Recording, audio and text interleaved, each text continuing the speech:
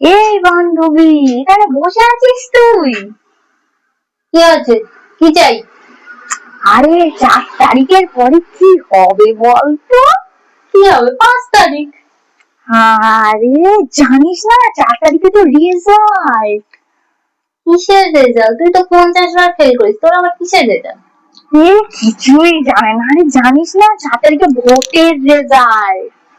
নিজের রেজাল্টের কি খোঁজ রাখে তার ঠিক নেই, উনি আবার ভোটের রেজাল্ট মারাতে এসছে।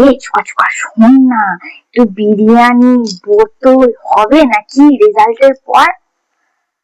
আরে জিতবে কারা আর আমরা কেন খরচা করতে যাবো?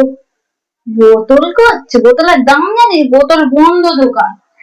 আরে যে জিতবে আমরা একটু এনজয় করবো না? এনজয় করে কি হবে? পয়সা খরচা করে আমাদের সারাজীবন খেটে খেতে হবে? এনজয় করছে, আবির মেখে দিস একটু মুখে, এনজয় করতে তৃপ্তি কোথাকার। যা খেয়ে দে, কার নেই বেকার কথা বলতে এসছিস।